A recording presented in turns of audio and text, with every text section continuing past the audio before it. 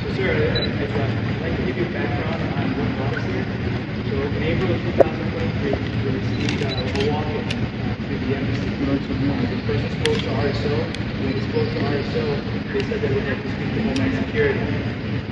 The person, I contacted the person tells me that he believes that there's two aircraft that belong to the Venezuelan government that he believes that are sanctioned within the Dominican Republic.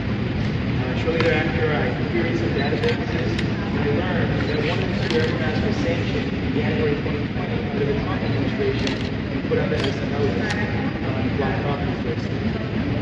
So shortly thereafter, we reached out to our Dominican counterparts. We also learned that the Department of Commerce in Miami did an open investigation on the sanctioned aircraft.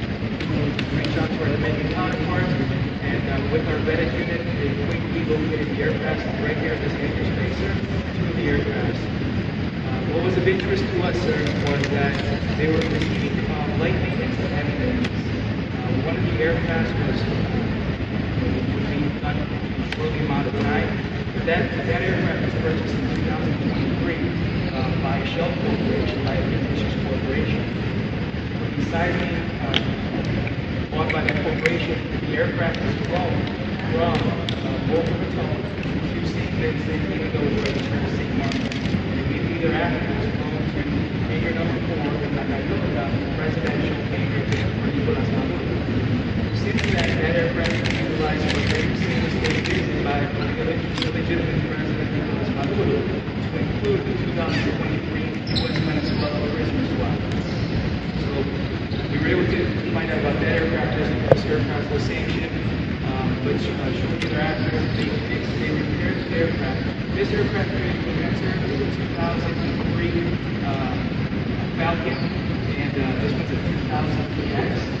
This one here was utilized primarily by the illegitimate Vice President Delcy Rodriguez, Cabello, Jorge Rodriguez, Delcy's brother, Arega Sami, including other board ministers.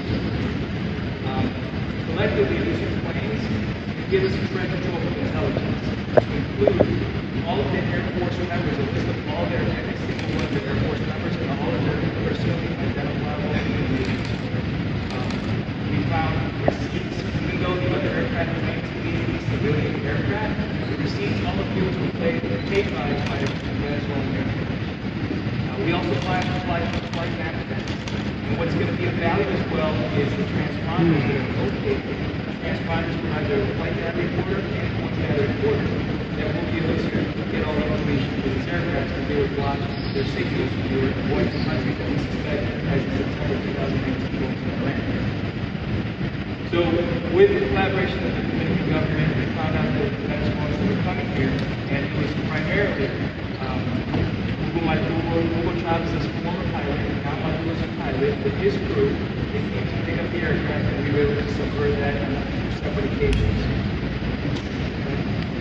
And so they flew the aircraft to the United States on September 2nd, 2024, and shortly thereafter, this aircraft did a lot of damage.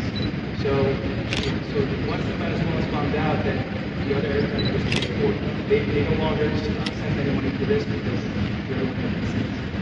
So thanks to the leadership and thanks to the tenacity and the passion that we have, the U.S. Embassy in Charge, Patricia Aguilera, she made a lot of high-level phone calls.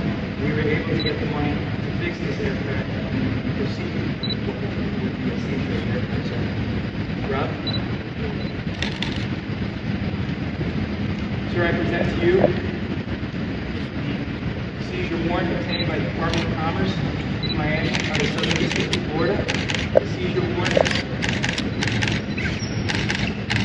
was submitted, and we are now going to take the aircraft back to Miami within the next 45 days to 60 days.